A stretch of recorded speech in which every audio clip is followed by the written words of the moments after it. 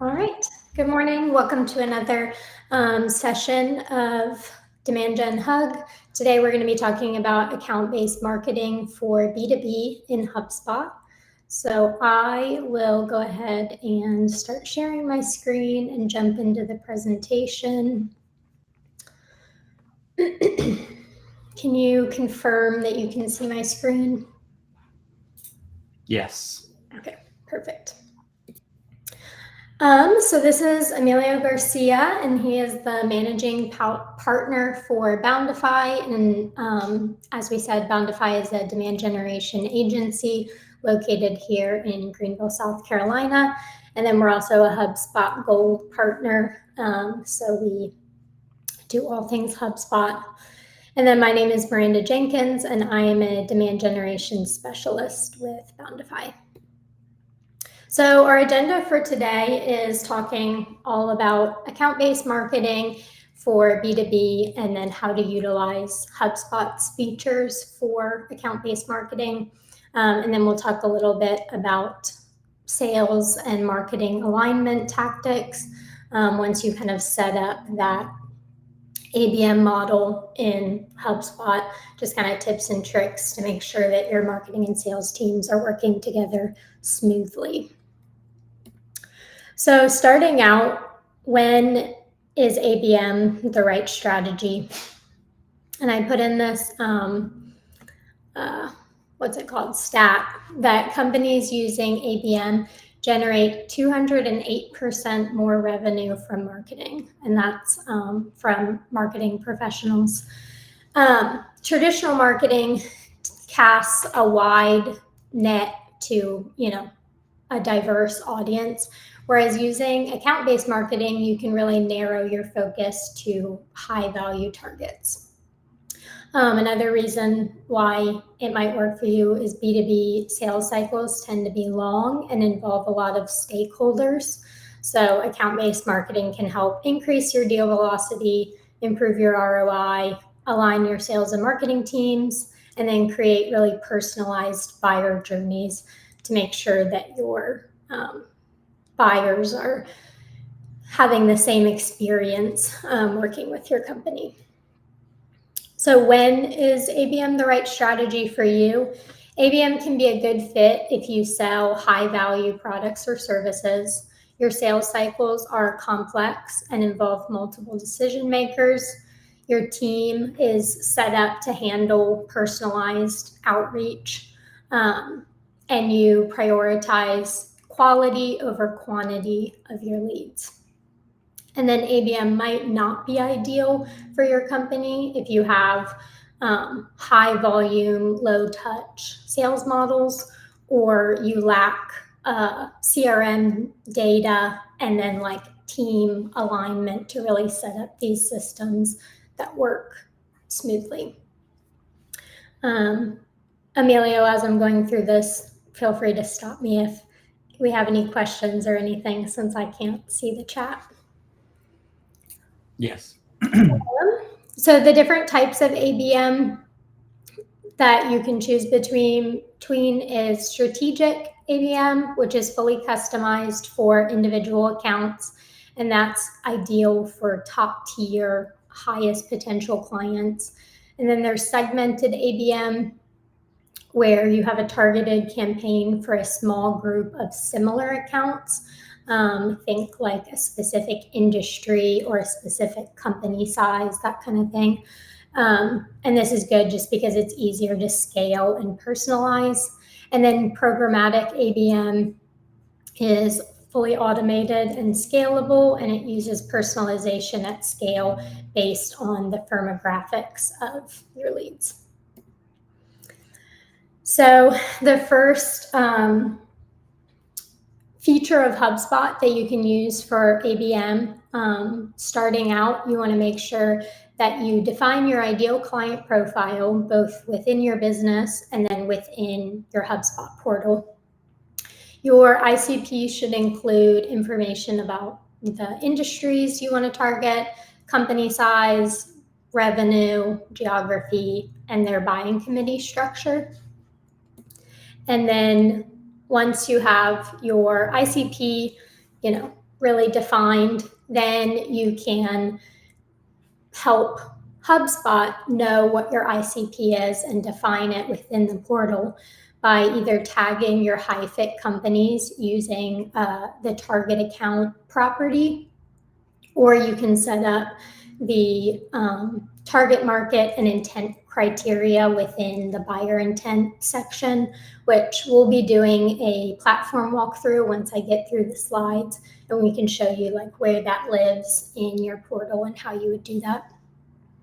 Then once you have your target market set up in HubSpot, you can set up company scoring to automate the process a little more, where you set up a company scoring model using firmographic criteria and then engagement data, and it helps you prioritize the accounts with the highest scores. So the way it works is you'll set up the model and you can assign a point value based on how well the company that comes in fits your target market using a fit score, such as their job title, company size, location, industry, and then CRM data. For example, if someone came in with a director title and that's valuable to you and aligns with your ICP, then you can assign 10 points for that. And then you can also set up based on engagement. So if they opened an email, clicked, viewed a certain page, submitted a form, that kind of thing, then you can add a point value for their engagement, and then it's all added together, and your companies and leads will be scored based on a certain number. And then you can utilize custom properties, workflows, and segmentation to also help automate your ABM program within HubSpot. So the way you could do that is by creating a custom properties for specific roles, deal readiness, or verticals. And then you could use the workflows to help automate it to assign owners to accounts, send alerts internally to your team, and then move accounts to new lifecycle stages. And then you can use segmentation to segment different accounts into like buckets for specific email campaigns or ads or sales outreach. So an example of how you could do this with the fit score that we talked about would be to set up a workflow where the trigger is they submitted a form on your demo, on your demo form. And then if the company's score is greater than 70, then you would automatically set the lifecycle stage to MQL, assign the contact owner, send an internal notification to your sales rep, and then enroll them in a follow-up sequence. That's just an example of like how you could automate that process a little more. All right, and then marketing and sales alignment. As you're working through ABM and HubSpot and even outside of HubSpot, you want to make sure you are taking the time to really align your marketing and sales teams. Ways you can do that is make sure that you have shared definitions of what your ICP is, what an MQL is, what an SQL is, and what you're looking for your target accounts. Another thing you can do is create a service level agreement. And then we highly recommend that marketing teams and sales teams use shared dashboards and reports. So of course you can have, your marketing dashboard with all your marketing reports and metrics and your sales dashboard, but having an additional shared dashboard or having both teams work out of a shared dashboard, just to make sure that they're looking at the same data and going off of the same numbers. And you want to set up reports for account engagement, stage progression, and revenue attribution.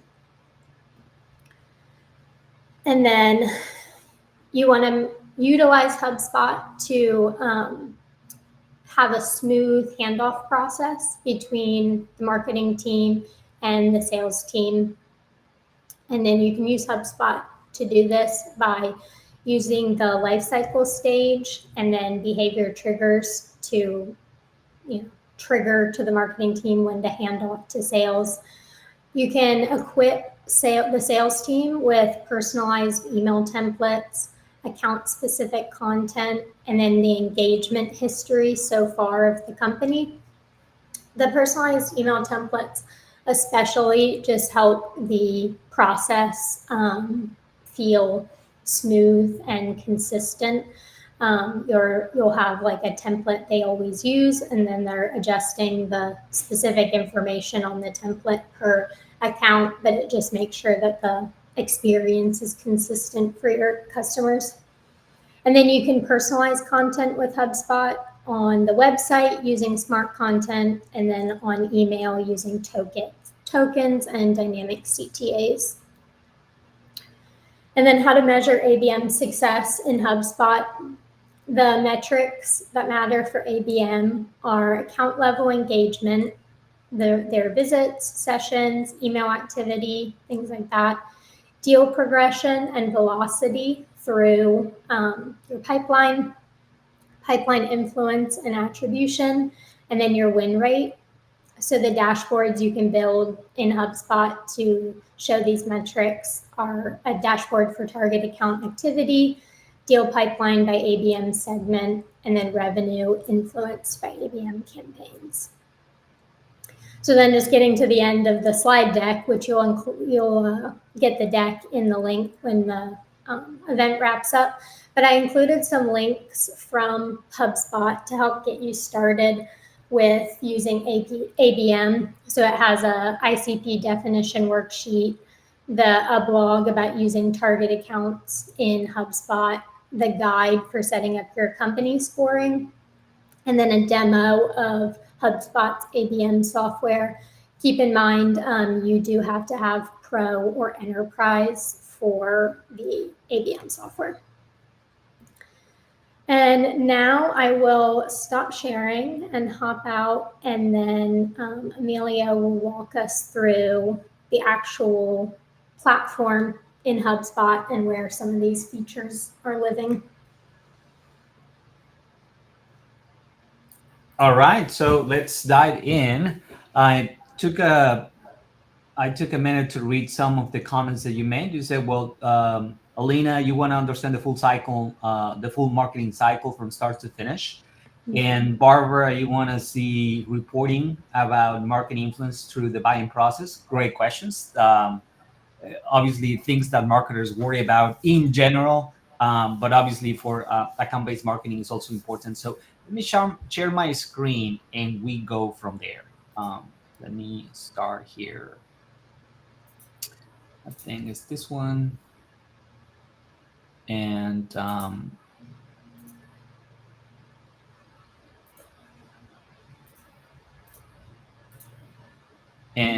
you should see it now, right? Yeah. All right. So HubSpot has changed over time. Where do you find these dashboards, or where do you find the tool? But nowadays, I'm not going to show Bountify because we have a little more of data here.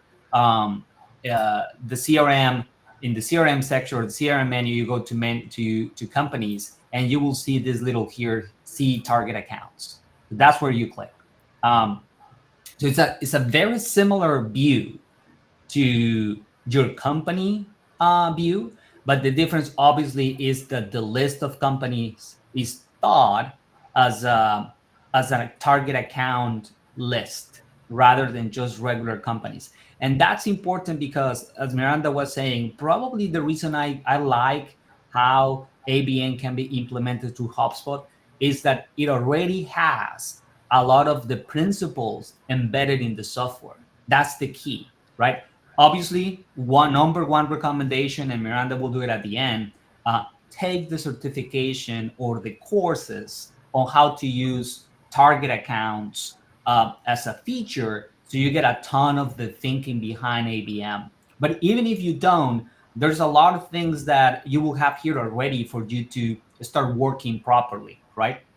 because the most important thing is that the way that you do ABM is a little like flipping the funnel. That's the expression that I have heard, right?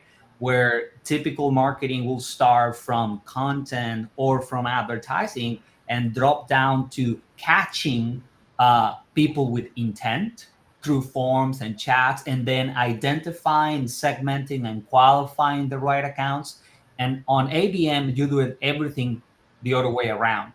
Instead of creating content or advertising and then figuring out who got into the net, you identify the accounts from the beginning and identify the buying committee from the beginning. And then you start the outreach, either through content or advertising or in-person engagement, whatever the means. So in ABM, you start with a list. It can be small, as Miranda was saying, right? Very targeted, where you have a sales rep or a sales executive that is in charge of a specific number of accounts, and that person will start outreach personally.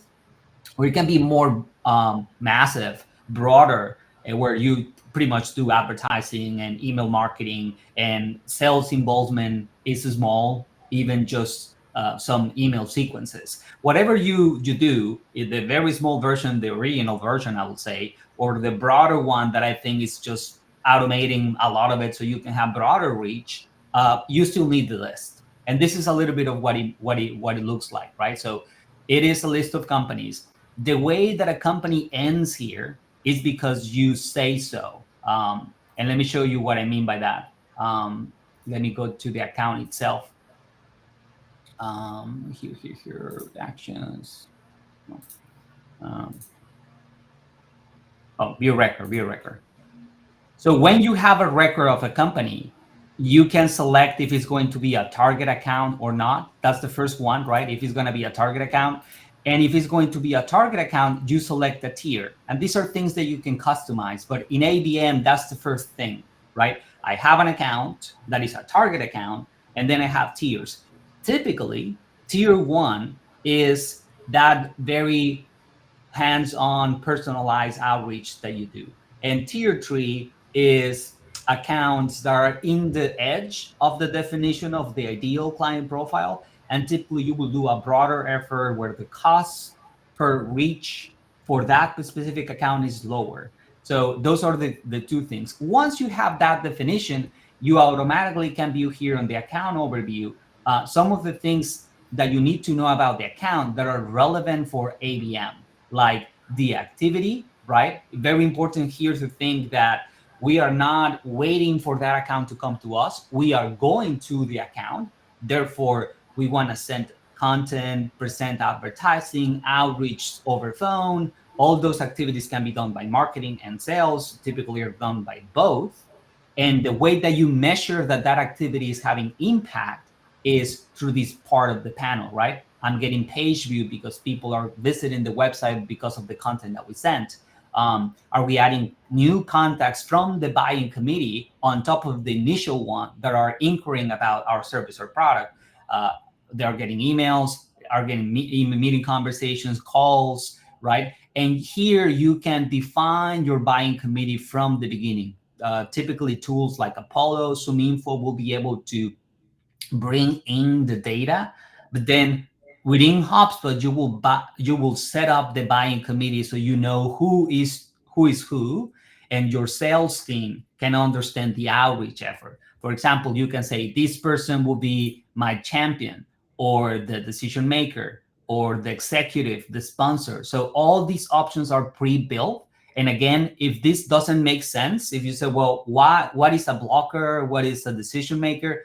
This is part of the ABM methodology, if you want to call it that way. So it's already embedded in HubSpot, so you have to set it up or customize it independently. And obviously, you also want to set up an internal team of stakeholders who are the stakeholders of the account, right? Can be a marketer and a couple of sales rep and things like that. And if eventually deals come up, it can be more than one, because typically on ABM, these accounts are current clients, for example. And in that sense, you are trying to sell new products or services, or you're trying to sell to other divisions or child companies, typically on very high-end ABM programs where you have just a handful of accounts. That's the reason, or that's how you set it up. So you want to track the deals and the page views and all that. So this view gives you a 360 of the account activity, but everything starts with setting up that account as a target account, and then ideally setting up a tier, right? So now I will go back here, because now you can see you have a little panel that summarizes that idea. Now with AI and Breeze, you can ask the AI to do a little bit of research for you, so you can understand what is the company about, what does he sells, who is the competition, what are the differentiators, all those kind of information, the technology that you use and all that. Typically is important for the sales rep for future conversations, and for the marketer to set up the very personalized content that probably you should make for this to work, right? And obviously you have the general information about the company and all that. Here you have the buying committee and the activities, if any, right? If you're sending communications, it will show up here, and you can start using AI for that.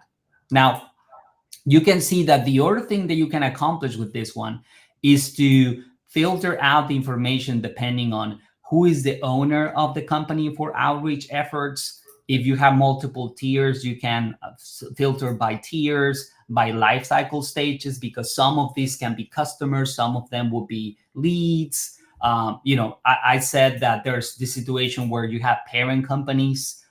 It's typical for very large organizations. So this and many other filters you can set up here.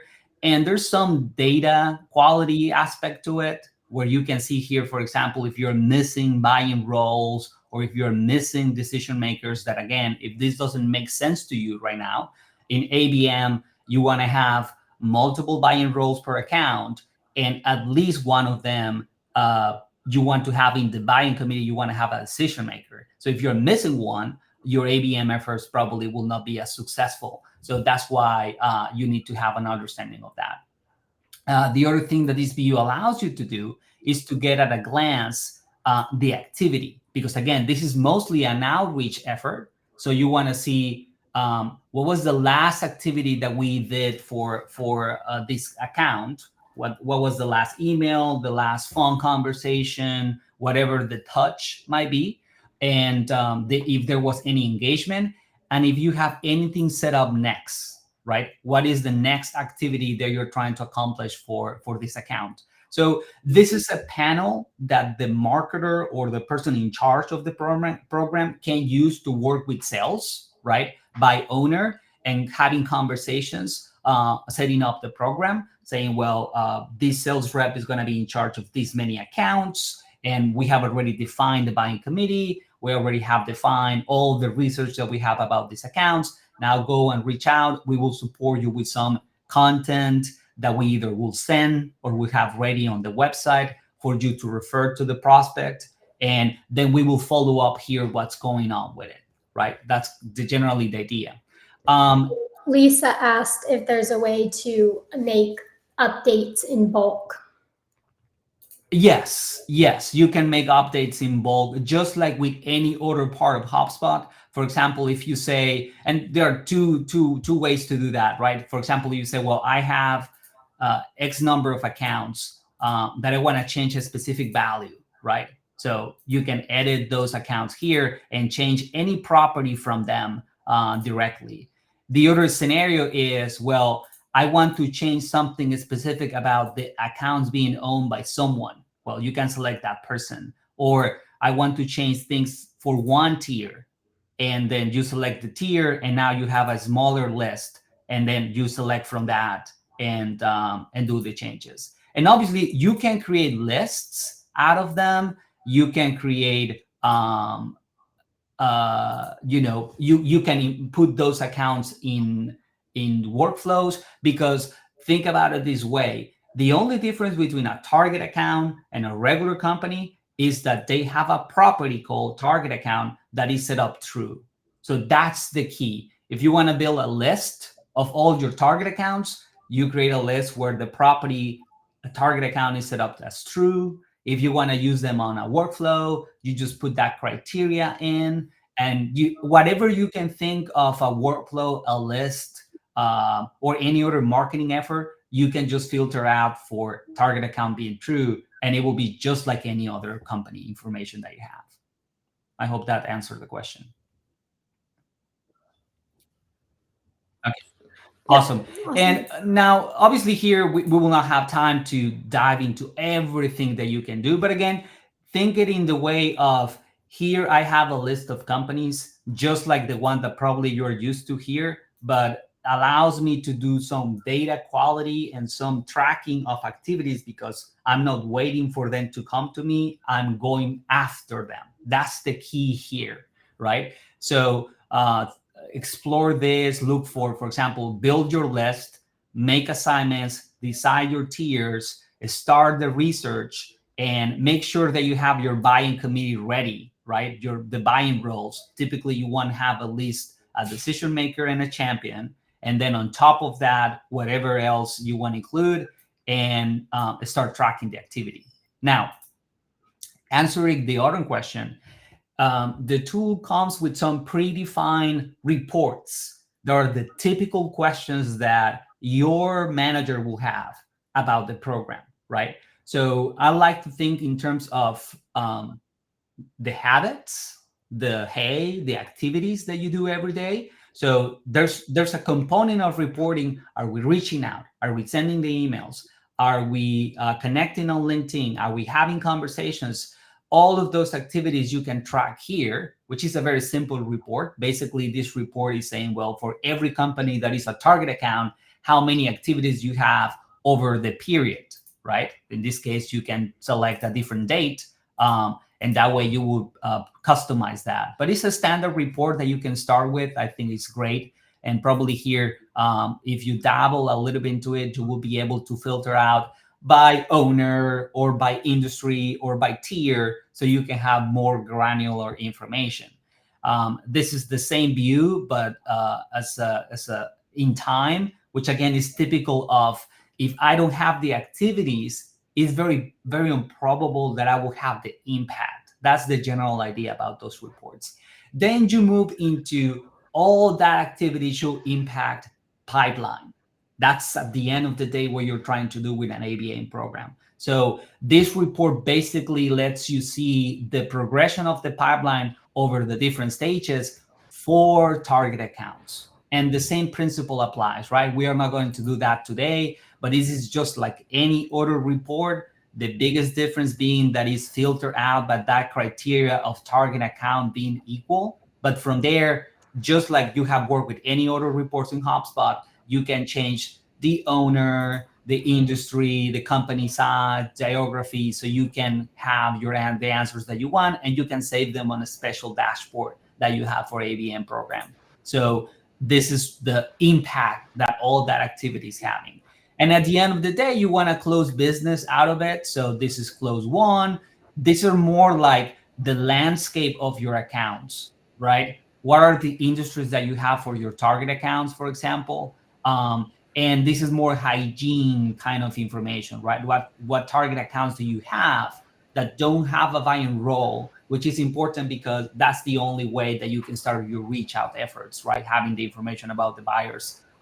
And this is a little bit of the who is responsible for what accounts, right? So if you have a multiple accounts with multiple sales reps, then here you can select who has what, and kind of like see the load for each of those sales reps in the program. So these are some of the standard reports, and you can use them to as a starting point for those. But of course, you can create dedicated dashboards if you want to. Let me see if the ABM one is still here. Do you know if you need a sales seat to be able to see the analyze tab? Laura said she has a professional admin marketing seat, but doesn't see that analyze great question. tab. I think the reason is because the ABM tools are part of Marketing Hub, actually, not Sales Hub.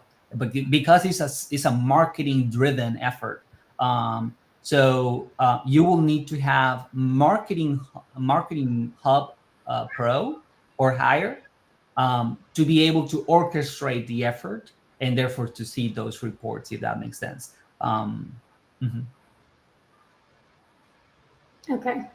Yeah, she says she has pro admin marketing seat, but doesn't see the analyze tab under sales. Interesting. Well, in that case, I might be mistaken, but the other thing that happens is that this whole interface is still in beta, right? So it looked something different before they updated the menu. So I'm sure that part of the reason is because I'm maybe getting access to an advanced view of it, right? The advanced in the sense that it's coming. So maybe if you go to your product updates and in the betas look for target accounts, you will be able to see some beta for target accounts and just join, and that will enable the analyze view.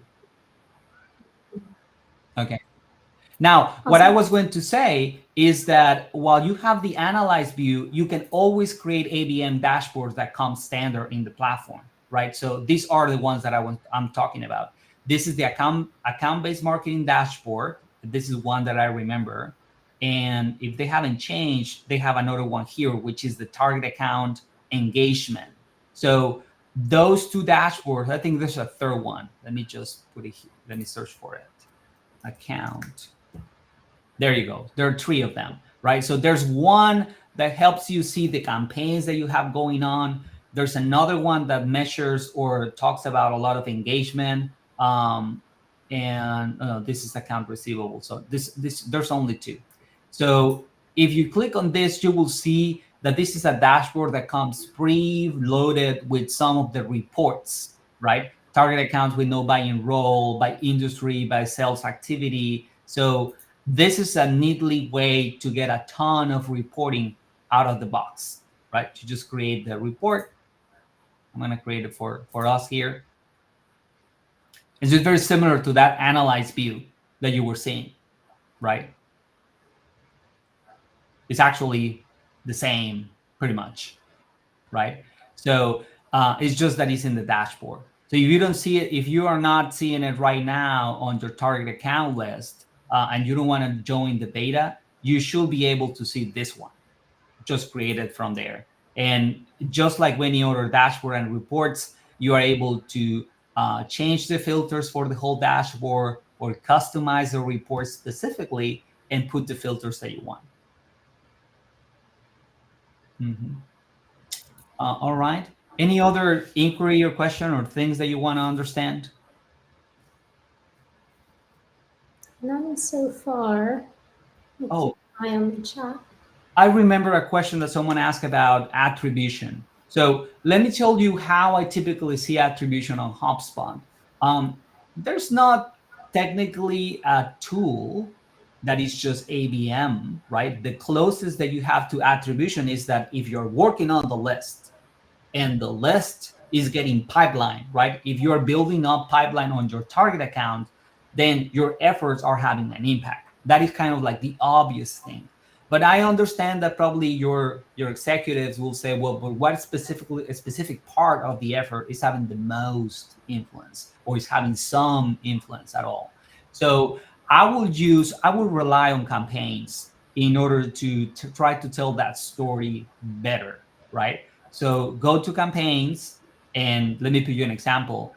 Imagine that you say, well, part of my ABM program, I have identified my list, and now as part of the effort, I will build up some email templates, some landing pages, some blog posts, some premium content that we're going to use for our potential buyers, plus some other assets that we will have on HubSpot and that the sales rep will use. And we want to track the influence of all that into the pipeline. Then you can add them as assets to a campaign. Let us imagine that you call it ABM campaign, third quarter, and you add all the components of it. There's a ton of things that you can add to that campaign. You can add advertising campaigns, call to actions, forms, marketing emails, content of all sorts, lists that belong to that, automations. So there's a ton of things. Dive a little bit into it and basically lump them together. And then the attribution part of your campaign reporting will give you that kind of information about influence contacts, right? So let me see if I can show it at least for this one. Asset created. I don't have here enough. This is the one in Spanish. Let me see if I can get it for the one in English. Yeah. Oh, well, yeah, because there are no contacts created. But this is an example of what I mean by that, right? Once you have those assets added to the campaign, these reports will be able to tell you if you put, for example, the cost of the creating the assets and things like that, and obviously the advertising part. And if you track revenue for those deals that you created, you will be able to tell the number of contacts that were influenced by the effort, the web traffic that you brought, the progression of the contacts on the lifecycle stage, the number of contacts influenced over time, all those kind of questions. We don't have the enterprise version of HubSpot in our portal, therefore we can't see the number of deals that were created because of the campaign or the revenue. We get it from other reports if we wanted to. But in theory, if you have the enterprise version, I think you will be able to see not just the contacts created because of the campaign, but the deals and the revenue. And you will have multiple attribution models, right? Was it, linear model, first interaction, all those attribution models that advertising platforms use? You can use them inside here. The only thing that you need to do is to add all the assets that are part of the effort, plus whatever tasks, define a budget, and that way you will be able to start tracking the performance and the influence of the campaign over those accounts that you had on that list. So I would use campaign to try to track attribution and impact for contacts, companies, and deals. Awesome. We haven't gotten any more questions come in, so. All right. Well, I think with that, Miranda, right? I think we don't have anything else for today. Nope, I think that's it. Looks like we got one more question pop up in the chat. Okay. Are there particular features you will point out for those in professional services marketing roles, or do they simply apply? I'm legal. Yeah, no, I think most of the principles apply. Joseph, you can use the same criteria. Probably what will change on professional services compared to more like products in software as a service is that the offers you make will be more packetized, small foot on the door services, right? Rather than a demo, which is typically the offer that a product will have, or a free trial. Here, your offer will be more of a audit or a consultation. So that's basically what changes. But beyond that is pretty much the same. You identify the accounts, you set up the outreach, and then you track the performance of the outreach itself. Awesome. All right. Well, I think that's everything that we had for today. You'll get an email with the recording of this event, the slide deck, and then the slide deck has the links to those HubSpot tools and certifications and all that stuff. And then in that email, I'll also include my email, and we'd love to hear from you guys if there's specific topics that you want to hear us cover in the future. So I'll put that in there just in case you can't respond directly to the automated email. And we'd love to hear, your feedback on what you'd like to see in the future. Fantastic. Thank you for joining, and until the next one. Thank you, Miranda. Thanks. Bye.